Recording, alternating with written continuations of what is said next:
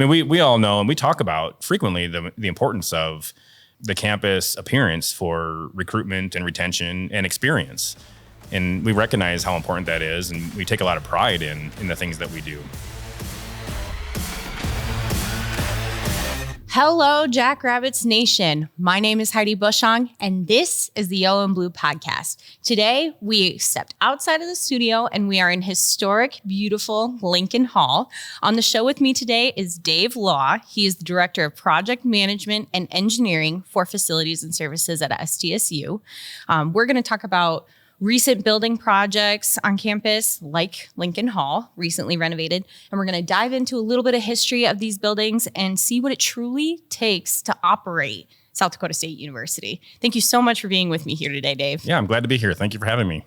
SDSU's campus. To me, it's a big campus, 387 acres, more than 160 buildings on campus.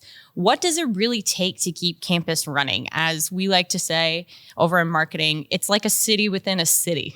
That's very true. It's truly a city within a city. The Facilities and Services group alone is a huge part of keeping this campus running. We do recognize it's more than that, but we have almost 190 FTEs. Almost 90 custodians. We have almost 50 people in our maintenance division. We have teams of project managers and planners. We have people that run our HVAC systems and our chiller plant and our heating plant to keep the heat in the winter and keep the buildings cool in the summer. I mean, it's a big staff. And the great part about it is, while you see a lot of it, there's a lot people don't see also. Yeah, exactly. Let's talk a little bit about the things that people don't see. People think that, utilities and clean rooms kind of just appear, and they don't really. No, not at all. The custodial team is a big part of keeping these buildings shiny and clean, and they really do a great job. The staff kind of ebbs and flows between, being a full staff or part staff just because of the labor market and some of those challenges. But even when they're a shorter staff, they keep these buildings shiny and clean. They work in 3 different shifts. So we have almost a 24-hour coverage with some form of custodians on campus. We have custodians that work overnight. Some start their shifts at 5 in the morning, and then some start their shifts at 3 in the afternoon, the 3 to 11 p.m. time frame. And they're in every building. And so not only do they clean the buildings, they're also the eyes and ears in every building. So they report back a lot of the issues we have, bring it to the maintenance team or the project management team, so we can either make it a project or take care of it. So they do a lot. And they really go unseen quite often. So. Absolutely. In terms of the custodial side, you had a really fun statistic about how much they truly clean each shift. Can you tell me what that is? Yeah, our director, Troy Syrie, likes to give the statistic that each custodian, if you just break it down by the FTEs and the square footage on campus they're responsible for, they clean the equivalent of roughly 13 single-family homes per person, per each custodian. So roughly 33,000 square feet, per night or day, whichever shift they're on, is what each individual is responsible for. So it's a little bit staggering to think that they can do that much. I don't know how they do it. Like, my house is 2,800 square feet and I can't keep that clean. So I have no idea how they do it. It's challenging for sure. Yeah. We see them work really hard every day. Right. And, it's not just that. We also have groundskeepers. We do. Yep. Yeah. Yep. Tell me a little bit about that. Yeah. I think you rattled off the stat of almost 390 acres of grounds that they take care of. So the grounds team, this time of year, obviously, and especially this year where it's very wet, they're nonstop mowing. They're on the mowers nonstop and trimming and weeding and doing the things to keep up with just the growth. But they're also, maintaining the flower beds. They do a lot of things that you probably don't think of, whether it's just the general cleaning of the grounds, or they might be moving barricades around for events. And then, just like the custodians, they're also the eyes and ears out in the grounds and in the field that report back to a lot of the others. And then, of course, in the winter, they're moving snow. And depending on the year, that's a massive undertaking as well. And so they're a busy team as well. For sure. And other than maintaining campus, another big part of facilities and services is the customer service center. Right. For people who don't know what that is, can you tell us a little bit about it? Our customer service center is, I think the biggest thing that they probably do that touches all of campus is they handle all of the U.S. mail. So any U.S. mail that comes into campus flows through the customer service center and then is dispersed out to campus. And that's a lot. And collected. Yeah, that's right. So that's a big undertaking there alone. And then we are a central receiving. So a lot of the shipments that come into campus come into the customer service center. And then the team basically has to deliver those out to campus. So that might be FedEx, that might be UPS, maybe Amazon. That's a very challenging one. I'm having to deal with some of the Amazon orders. And then the customer service center also maintains a warehouse with inventory that helps support, all of the maintenance needs and some of the construction. That's a big thing to have too. So. Yeah, absolutely. Truly thankful for facilities and services on this campus. They do a lot of thankless work for sure. Right. Yeah. Is there anything else that you would want people to know about the facilities and services department? Yeah, I think some of the other behind the scenes, the maybe the unsung heroes, the people you don't always see or hear, back to the maintenance team, there's also teams of electricians, there's teams of plumbers, there's HVAC and energy systems technicians, again, they keep the lights on, they keep the buildings cool. They respond to things when it's a cold call or a hot call. We have a welding and mechanic shop that's a full service fabrication shop. So he's always got a team working on maybe there's some fabrication that athletics needs to fix a fence or who knows what it is. They can bring almost anything to us. And so there's a lot of things that people probably don't even understand or don't realize, I should say, that we have for services and that we do. Certainly a big one is the HVAC and energy systems team. They're in every building also. And I think people, if it's working well, they take for granted, their space is comfortable. If it's not working well, then obviously, we're on call. They let you know it. Yeah. So a lot of these things I'm mentioning are if you don't see us and hear us, I guess we're doing our job well. Yeah, that's a good point. Going into some work that facilities and services gets to work with other contractors on is building and renovating buildings, which is something that people always love to hear and see about is what's new going up on campus. What are they doing with that building? How are they renovating it? So let's talk a little bit about that. Sure. You've been here a while. Campus has changed a lot in that time. In what ways has it changed? Yeah, I was a student here from 1994 to 1998. Left for a couple years and then came back and was hired here in October of 2000. So I've been around campus for 30 years now, and it's changed a lot. I mean, if anyone who comes and goes realizes that if you were gone for any 5-year period, from about 2004 to today, it's changed drastically. Yes. And that's just on the buildings and grounds side of things, where you see we've built new residence halls, we've built new academic buildings, a lot of new laboratory buildings. Certainly on the athletics side, we've had some substantial expansion. I look back, I take a look at myself and my perception of it. It's been more of a slow evolution because I've been here for all of it. I'm sure that people who haven't been here, it can be shocking, I'm sure. Yeah. And impressive. It probably looks completely different. Way different. Yeah. We've closed roads. That's always been a slightly controversial. Walking campus now.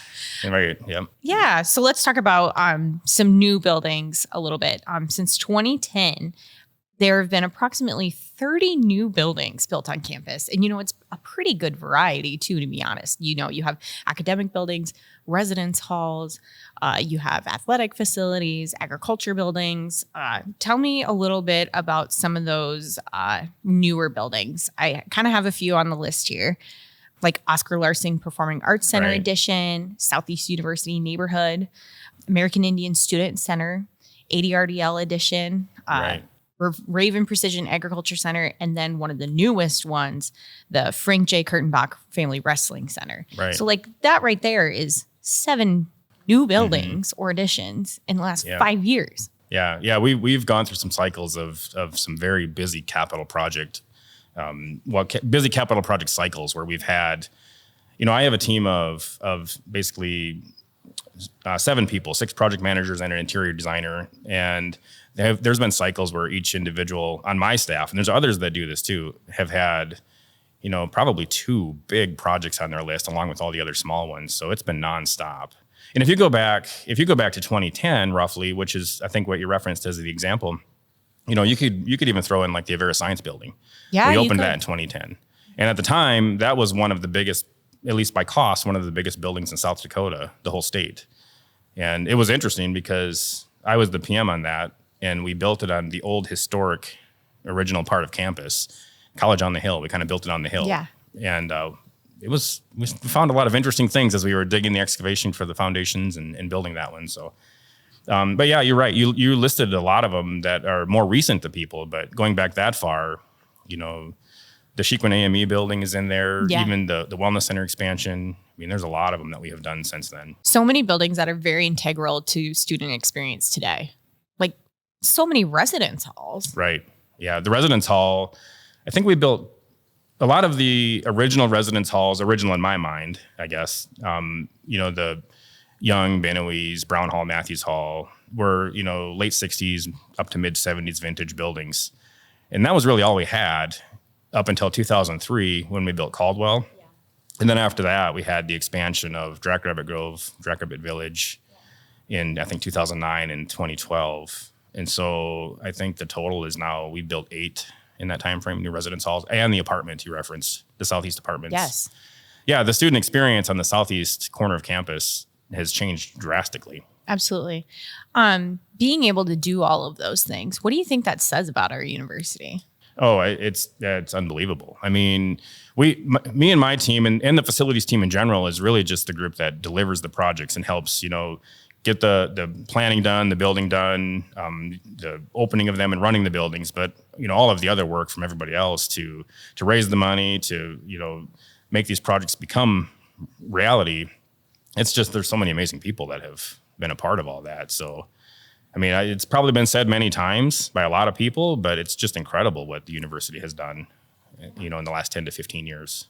One thing that I think that SDSU is really good about doing is repurposing and renovating buildings on campus, such as Lincoln, this one. There have been quite a few recent renovation projects. Pearson Hall just was done last year. Larson Commons is underway. Lincoln Hall is was just finished this past fall. Campanile is being done right now. And we also have First Bank and Trust Arena. So we can dive into some of those a little bit. Let's talk about Lincoln first. Sure. How about, since we're in this beautiful building, for those who don't know what Lincoln was, it was originally built to be the library. And when you're in this building, you can definitely see it and feel it. Like, we're in what's called the reading room right now, which is where all of the bookcases would have been, people reading books, obviously. But after the library, it transitioned into the Lincoln Music Hall. And then now it's home to the School of American Global Studies and the College of Arts, Humanities, and Social Sciences. I was in this building before it was renovated a few times when it was Lincoln Music Hall, and you could tell it was a library. And now that the renovation project has been done, it is absolutely beautiful in here. And all of the cool things still exist. You can tell, the windows have been restored.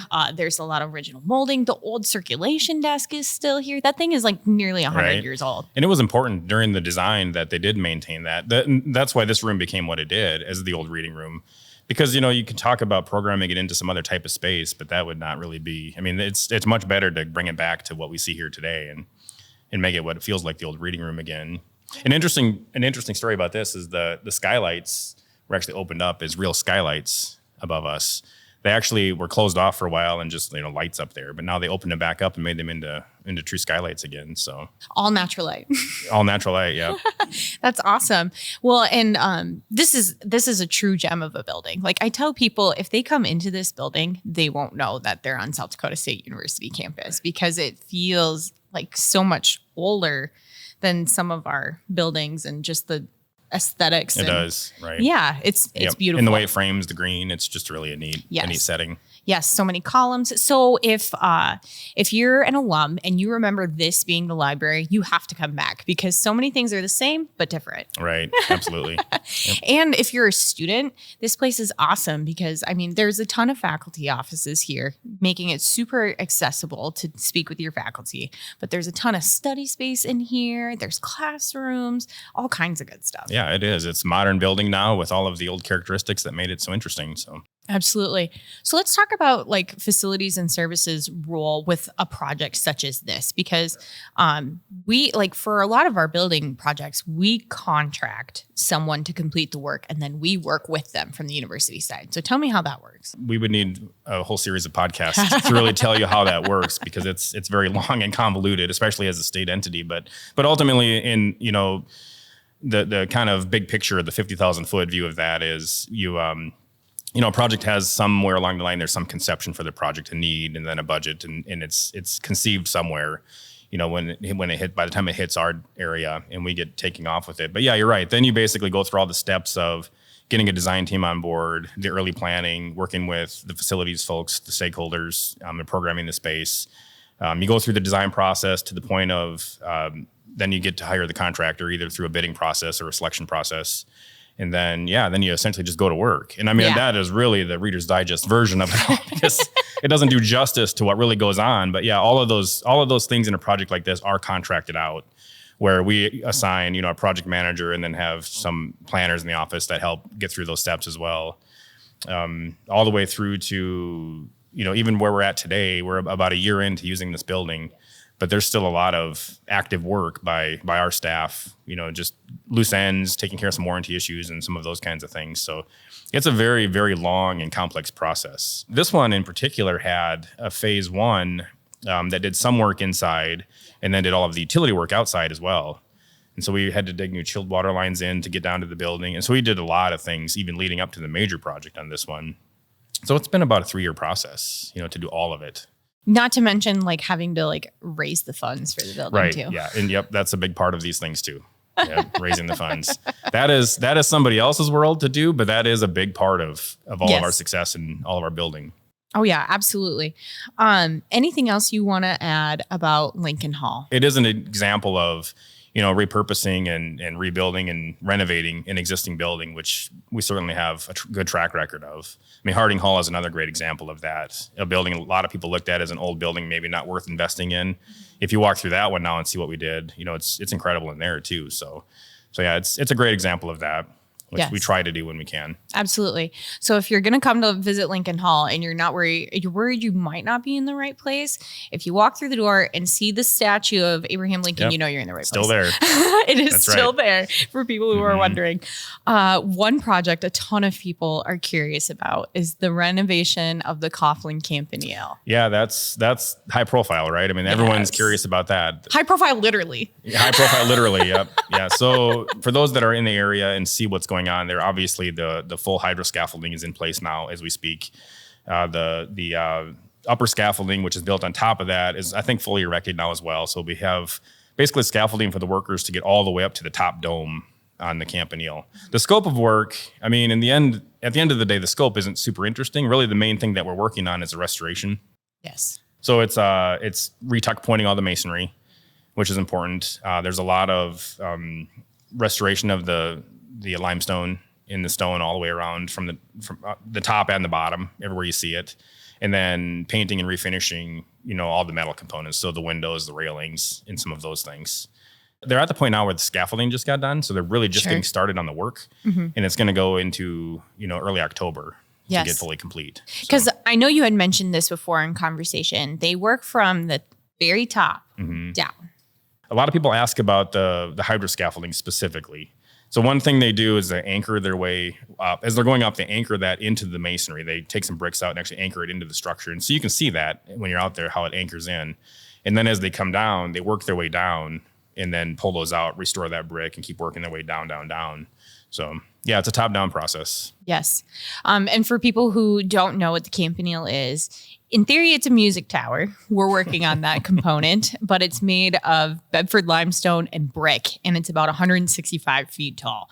So those workers are taller than 165 feet working on the glass dome, working their way down, making sure that everything is structurally sound so it can remain our campus landmark. I think it's a good point of interest that we did the same thing about 25 years ago. Yes. And so it's reasonable to think it probably will have to happen in another 20. I mean, it's a structure that is so iconic and so important. And It's also in an area that we have four full seasons. It's not a heated structure. So, things just deteriorate. Winters, the frost cycles. So this happened about 25 years ago. We're doing it again now. So we just have to have this on our list. Yes. So hoping for October, but you can't climb it right now. Nope, it's off limits to climb right now, unfortunately. I know that's a bummer to a lot of people, but... Yes. It's definitely a sight to see, though. We see a lot of people driving by this summer checking it out. Yeah, the scaffolding setup right now is definitely a sight to see. It's really an interesting look for that structure. You see a lot of people sharing that information and posting it and talking about it, and it's pretty cool. Absolutely. So we'll keep you posted on when that project will be finished. Another renovation, I'm going to put it as, that's going on right now is First Bank and Trust Arena, turning Frost Arena into First Bank and Trust Arena. That is a project everybody is curious about. I guess it's maybe my own opinion, which I think everyone will agree with. The transformation we're going to see there is just absolutely incredible. Really leveling it up. Yeah, absolutely. And and athletics and, their team and specifically Justin Sell will always say how we're keeping the old feel of Frost, and they really are. Yeah, but they are. Like you said, leveling it up is kind of an understatement almost. Between the new arena that we're all going to get to be in as we watch games to the team rooms and locker rooms that the players get to use now, it's absolutely incredible over there. So we're looking forward to that wrapping up. Yeah, giving a lot of student athletes a better experience there, and the fans. Absolutely the fans. Yep, the amenities, more bathrooms, which I think a lot of people will appreciate. Amazing. But it's in just the fit and finish, it's going to feel like it's a lot of people ask, and I'm not going to be the official authority on this. Are we putting more seats in? What's the seating capacity? And the seating capacity really is about the same as it's always been. Yeah, it really is. Yep. Yes. And they'll go to the floor. People will have their own seats. It really is going to be a great project when it's done. I had seen video of Daktronics installing the new board. Yeah, the time lapse that was just recently released is really neat. That's incredible. I can't wait to see that. For sure. It'll be awesome. Yep. So we've gotten to either renovate or build new quite a few athletic facilities in recent years. And one thing I always hear that I know would love to get your perspective on is, why didn't we just tear down and build new? We had the same idea with Frost Arena, First Bank and Trust, as we did Coughlin Alumni to Dana J. Dykehouse Stadium. Obviously, cost is a perspective. It is. And I guess, if you really step back and look, the Dana J. Dykehouse Stadium is new.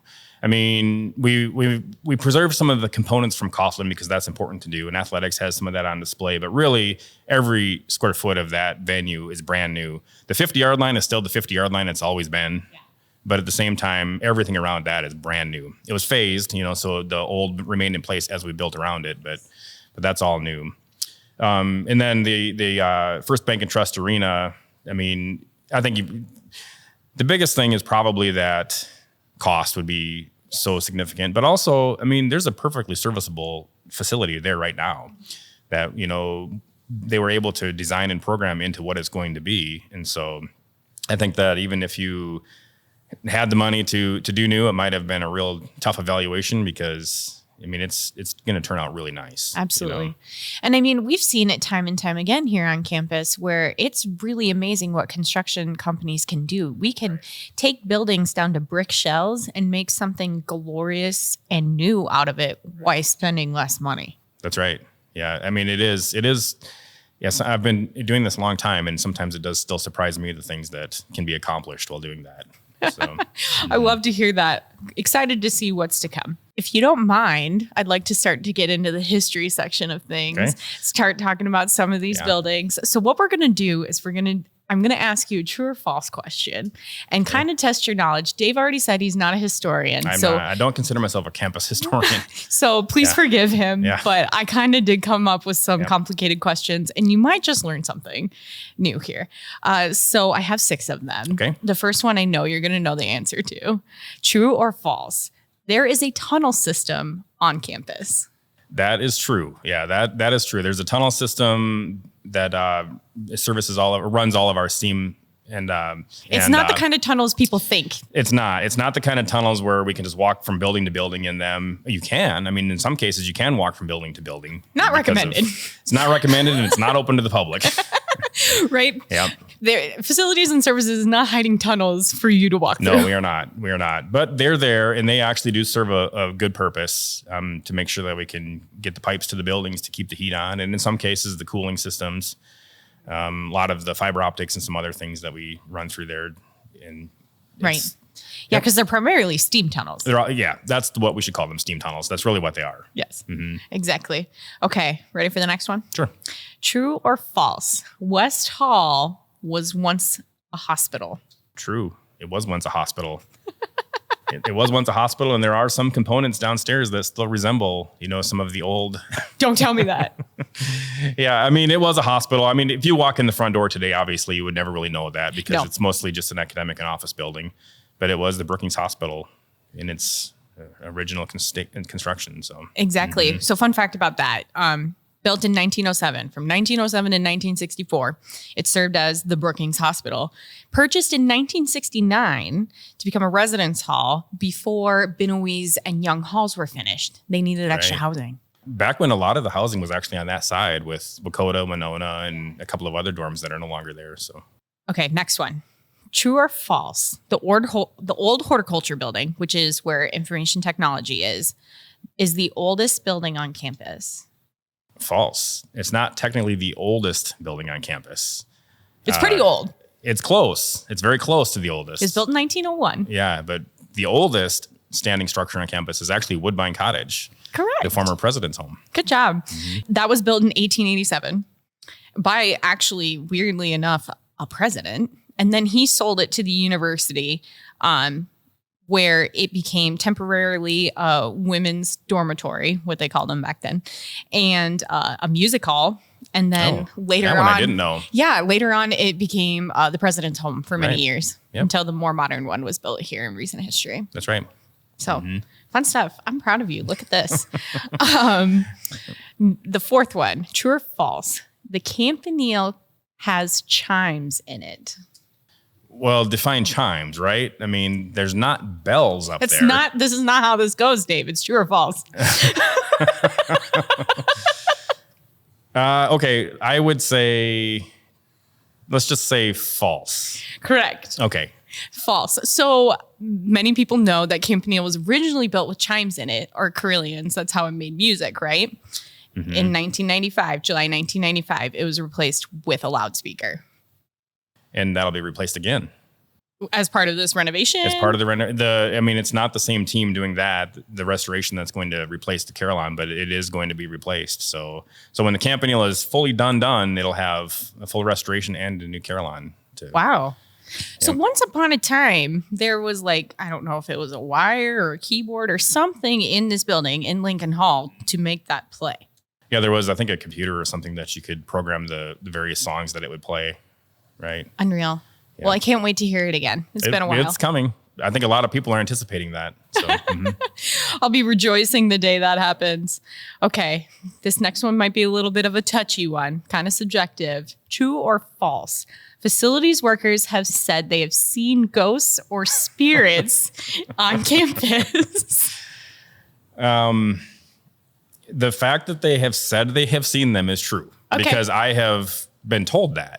Like I said, I started here in 2000, so I've been here a while. And at the time, the people who had been here a while when I started, I remember hearing the stories. And it was always in reference to donor auditorium. Yeah. In the stories that I was told, again, these are all stories. I wouldn't be able to, confirm or deny any of this, is that the people would go in there and say the curtains would go up and down on their own with no one else in there. The lights might turn on or off with nobody else in there. I never heard a story personally about somebody seeing a ghost. But those weird anomalies led to some stories. Give me the heebie-jeebies.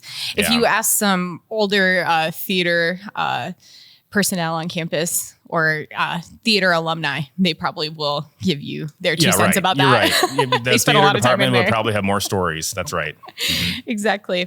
Okay, final one. And this one is kind of my favorite. True or false? Solberg Hall is the oldest current academic building on campus. Probably true when you say academic building. Yes. Yes, Yep. it is true. So it was built in 1901. And actually, that building has a ton of cool history in it. It does. I mean, that building, I think my interesting story with Solberg is that Solberg was my academic building that I was taking classes in the mid 90s, going through the construction management program.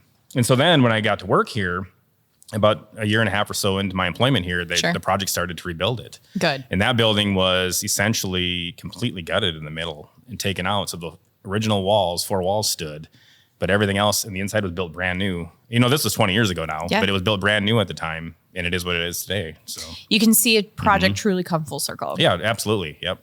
Yeah, at the time, I mean, and even now, that was still a really remarkable project. Yes, absolutely. So other cool history about Solberg Hall.